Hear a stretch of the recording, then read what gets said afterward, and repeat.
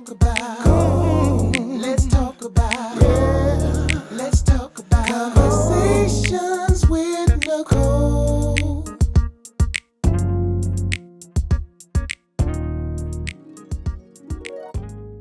So you left Lumberton, came to Tallahassee. Left Lumberton, moved to Fort Lauderdale for high school. Okay. And then came to Tallahassee in 1987 to attend the Florida State University. The Florida State University. Any Seminoles in the house? Go Noles. All right. And decided to go to law school. Decided to go to law school. Why? Because my personal hero is and was Thurgood Marshall. Ever since I was in the 4th grade, I wanted to be a lawyer and be like Thurgood Marshall and try to fight for my people and give my community equal opportunity at the American dream. And so Thurgood Marshall was always my North Star. Interesting. Okay. Now you, again, are here in Tallahassee. This is home base for you. This is home, even though I spent a lot of time in Los Angeles. But formerly with Parks and Crump. Yes. Yes. My law partner of many years, my brother Darryl Parks, we did many great things together. You did. You being here in North Florida, again, was with Parks and Crump, notable law firm, not only in Tallahassee, but around the state and around the country. Yeah. For us here in Tallahassee, I think that Martin Lee Anderson case back in 2006 really kind of, put you all on the map, which, was a horrific crime against this 14-year-old boy that was in a boot camp in Bay County.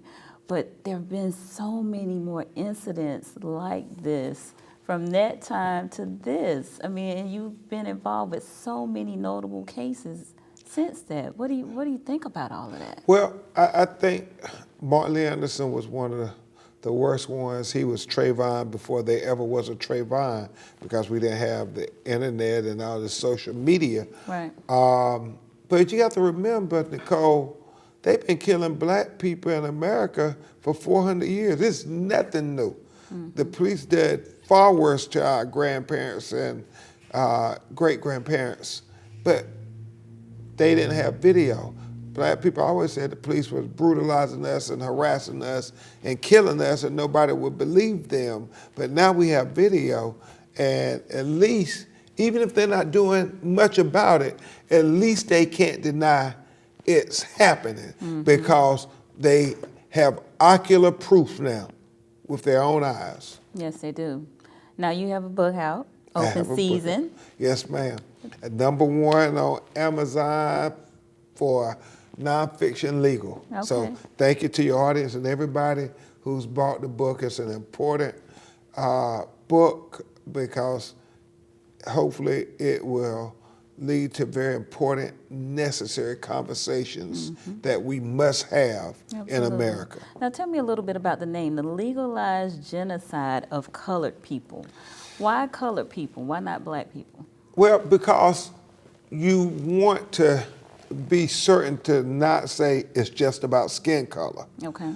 And when you say colored people, when you get philosophical about it, people can be colored in many different ways, and marginalized and disenfranchised in many ways, which is another word for colored. They can be colored by their life experiences.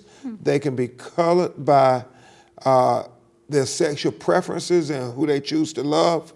They can be colored by their financial status. They can be colored by their gender, by their age. I mean, there are many ways they can disenfranchise people and marginalize people based on whatever criteria is. And so what we were saying is, whatever criteria you use, you legalize it. America has a way of intellectually justifying discrimination. And so that's why we use the title of the book, Legalized Genocide of Colored People. It was intentional, and I am unapologetic for the title, because I honestly believe they are killing disenfranchised people with the laws themselves. Agreed. Now, from lawyer to author, is there a great transition there? Well, it took me 3 years to write this book. I mean, like Harper Collins and us, we went back and forth over and over again. But it was meant to be. There, I had a great editor in Tracy Sherrod, a sister, and it's very challenging to get your thoughts on paper to make sure that the reader would be able to comprehend. And so that was always the thing. HarperCollins would tell me, no, we want to hear Ben Crump's voice in this. We don't want this technical stuff. Make it real for us. Make it plain for us. And so, but then when you make it too real or too plain, they say, hey, let's make sure we technical and factual because we don't want to offend nobody. Okay. So it's a delicate balance when you write a book. And certainly you're vulnerable when you write a book. But I didn't care because I said, this is what I want to say to the world because it's really not about people who don't get it. I'm trying to make sure our young people get it. And by and large, they have gotten it because the crux of the matter of this book is to make sure our children can overcome the legalized genocide of colored people, which is them and their future. And we want to make sure that they are more intelligent than those who would seek to oppress them. So let's talk a little bit about why you think the legalized genocide still exists. I mean, we've overcome slavery, we've overcome Jim Crow, we've overcome civil rights, supposedly. Well, we've had a black president. So why are we still battling this in 2020? Well, Nicole, as I document in the book, America was founded as a slave-owning nation. And really the reason America became as financially prosperous, becoming one of the most prosperous countries, if not the most prosperous country in the world, was because of slavery and cotton. They became the most prosperous country in the world built on the backs of black people. And even though we fought the Civil War and we won the Civil War, for many people in America, especially the powers that be, they still have not completely divorced themselves from this philosophical belief that the reason America has their financial prominence in the world is partly because this free labor, this slave labor, and they incarcerate so many of us to this day because they still can't divorce themselves from that notion. And the prison industrial complex is a multi-billion-dollar industry. Walmart, Amazon, everybody's making money off the prison industrial complex. And I think that is the objective that they have. And so the police shootings and everything, any byproducts of that, they will allow it because what they're trying to do is have slavery by any other name. It is just the same. And so until we can have them reimagine incarceration, then they're going to keep doing it because this is a capitalistic society. So that's what I mean when I say our children have to be more intelligent than their oppressors. They got to change that trajectory to say, no, mass incarceration is not the key. Mass education is the key. Dr. Hobbs, before the break, we were talking about the possibility of collaboration, but I know that the Institute also does a South Florida read. Yes, it's the South Florida Social Justice Common Social Justice Read. Common Read. Okay, so tell me about that. Right. Well, it comes from a number of impulses. I talked to you about my lifelong love of reading. I'm an author myself. But the other thing that I've learned in some of the other anti-racist work that I've done is that if we ever are going to have the types of policy change that we want to have, right, you have to have this civic education piece. People have to understand the issues at a very deep level. How do you do that, though? I have found through my experiences that there's so many people of all stripes who do not understand, have a basic understanding of the struggles of African American people in this country. And if we don't have a common understanding of the longstanding issue, there's no way that we can move forward. And so that's what kind of has brought me into these conversations through my profession, and something that informs the programming that I hope to undertake for the Social Justice Institute. So in launching the South Florida Social Justice Common Read, we hope to create a common intellectual experience that will help people to understand more deeply the scope of the problem. We kicked off last December, and naturally, the first book that we picked was The Enduring Life of Trayvon Martin, and we were able to have a conversation with Sabrina Fulton and Tracy Martin. It was wonderful to be with them. I have wonderful partners in this work. Makiba Foster, who is the director of the African American Research Library and Cultural Center in Fort Lauderdale, as well as my longtime collaborator, Ronnie Bennett, who is the executive director of the South Florida People of Color, who do anti-racist DEI training and community-based training. And so we are getting ready for our next installment, which will take place on March the 27th.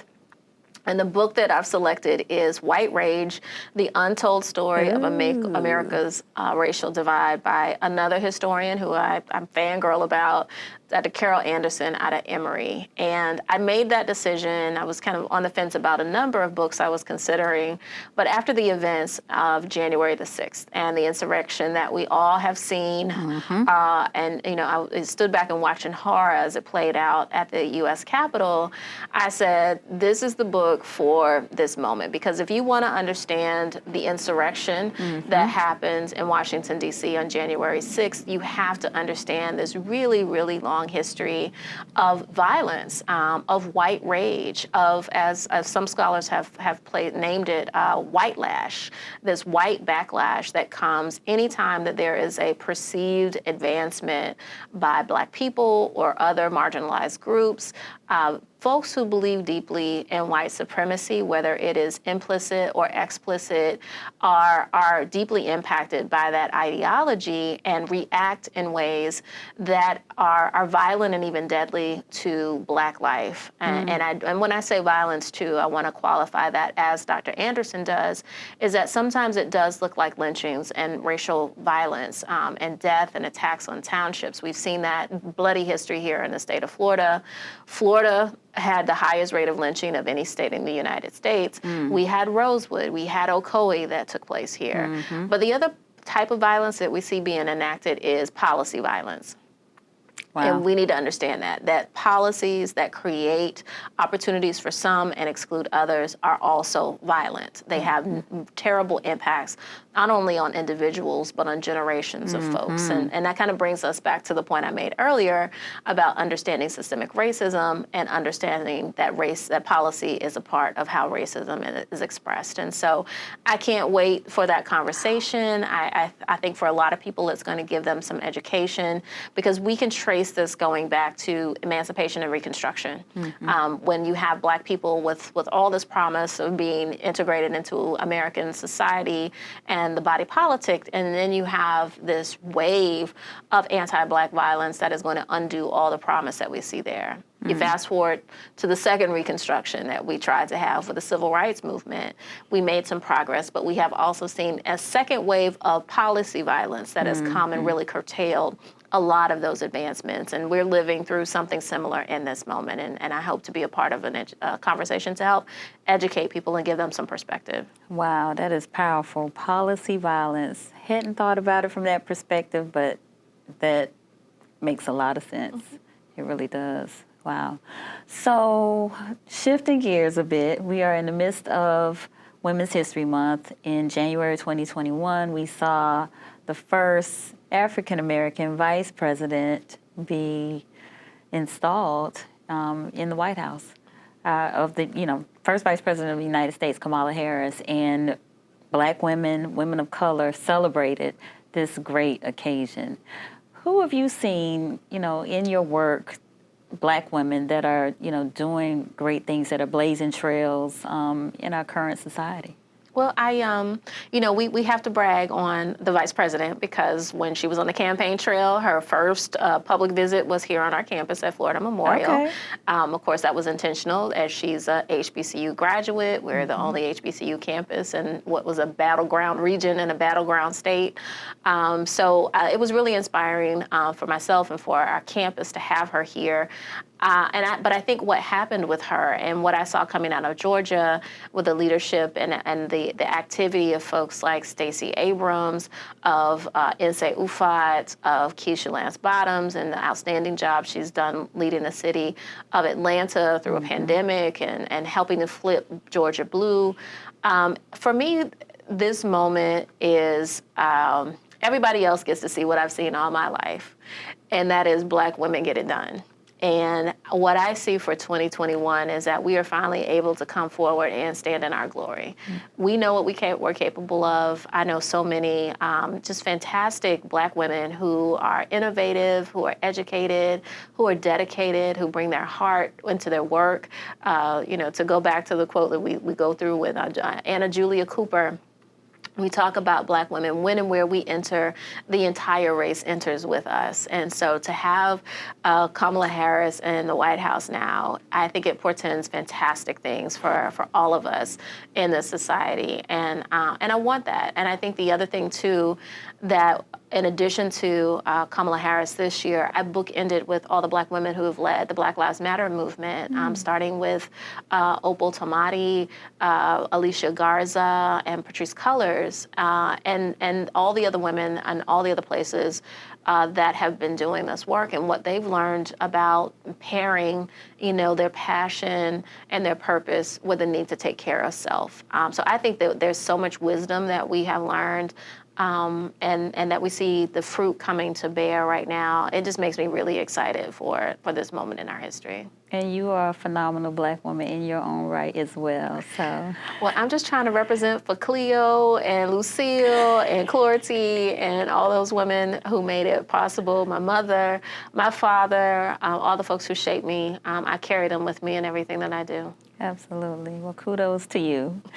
Now, speaking of you, you are a distinguished author and researcher, and I was just wondering, what of your works are you most proud of? What are some of your works that you're most proud of? So, it's funny. I think in the dedication to one of my books, I've noted that my greatest body of work were my children. Mm-hmm. So I am incredibly proud of my sons, William Ashanti Hobbs IV and Brian Amiri Hobbs.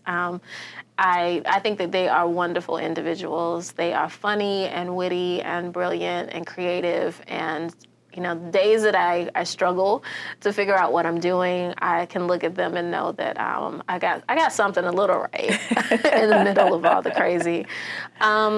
Other things, I have to say, as I've already pointed out, my work here at Florida Memorial and supporting this institution, the Social Justice Institute, is incredibly exciting, and I'm really, there's a lot of work to do, but the thing that I don't mind getting up to burn that oil for and that energy for is that effort. I think it has the essence of being able to help us solve so many problems.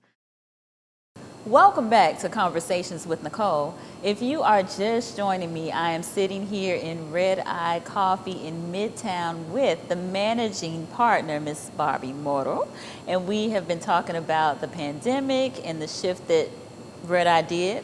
But I also want to talk to you, Barby, about the social unrest, the systemic racism, and the need for diversity, inclusion, and equity. What's Red Eye's role been as it relates to all of that? Oh gosh, well, so I will say that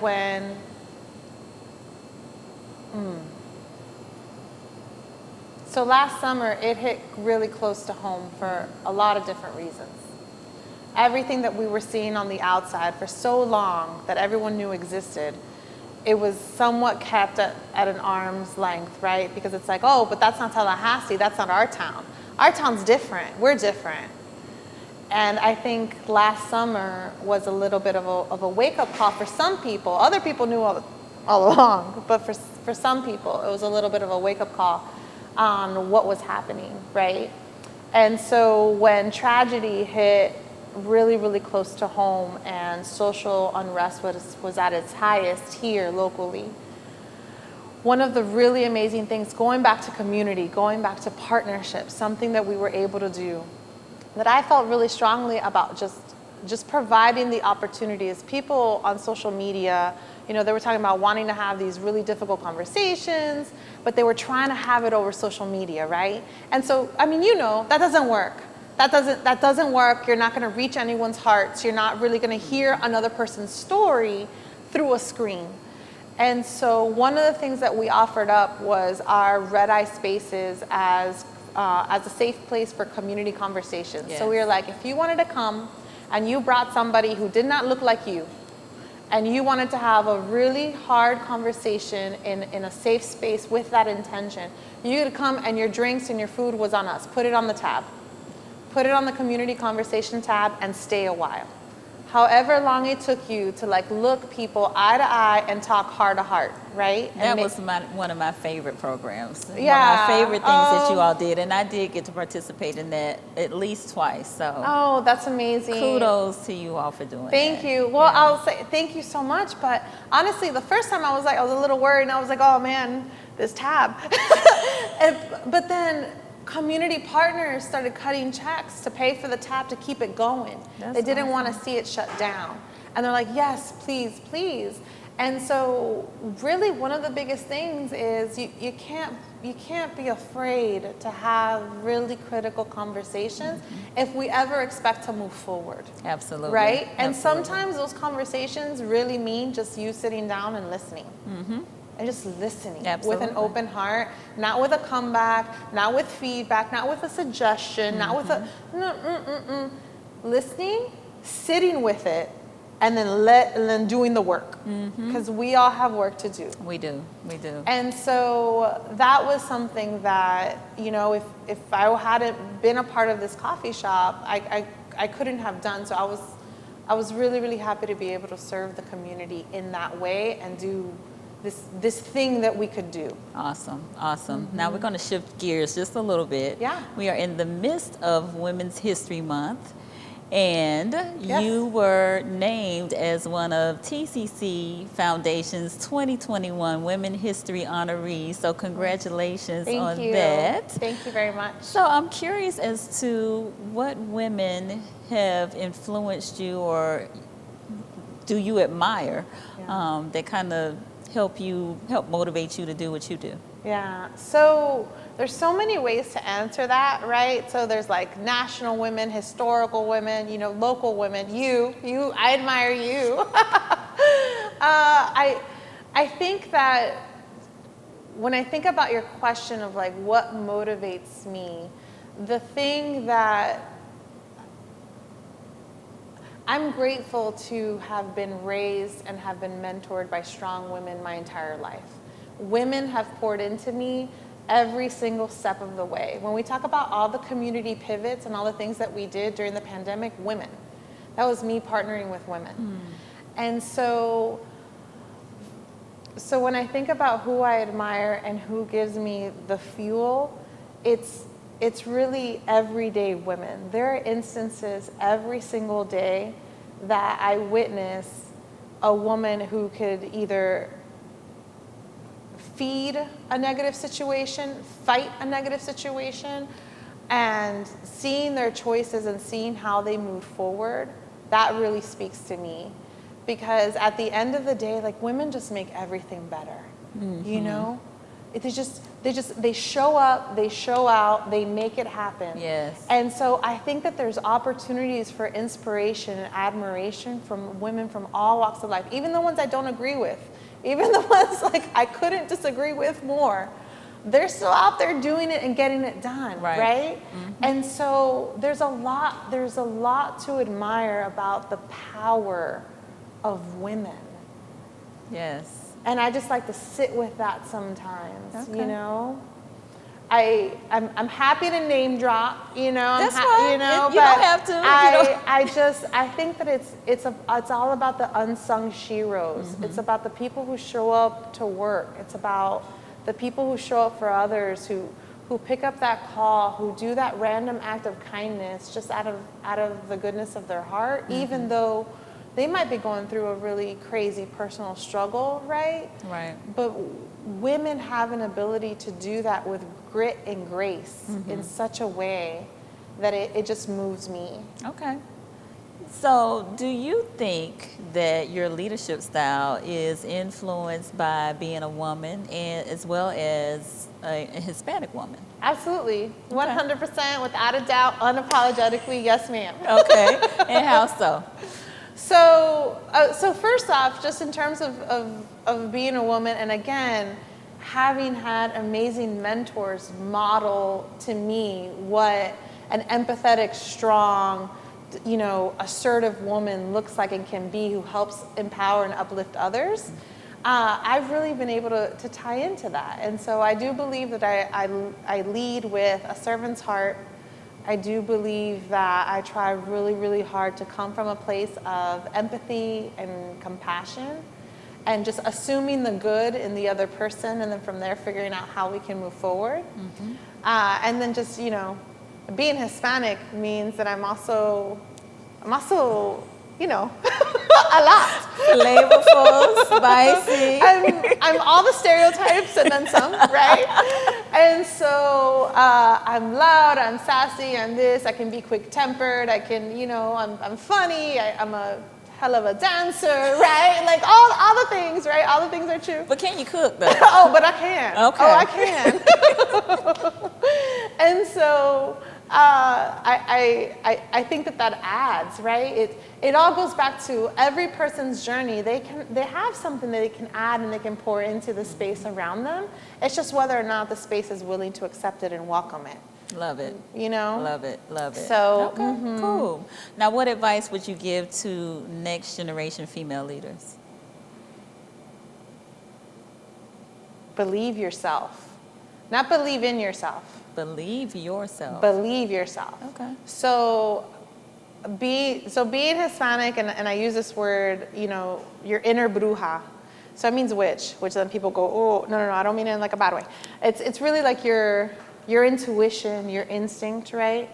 And so we all have, especially women, have this intuition and this instinct on feeling a vibe and like, ooh, something's not right, and you know, and there's just something there.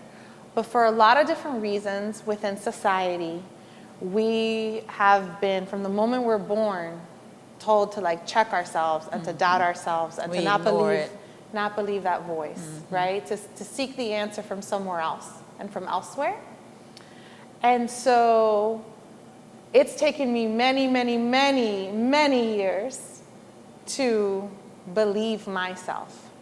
And I think that there's some pain and there's some lessons that could have been avoided if I had just believed myself from the beginning and listened to my inner bruja. Because the thing about intuition is that if you ignore it long enough and you live in a space of denial long enough, it'll stop talking to you.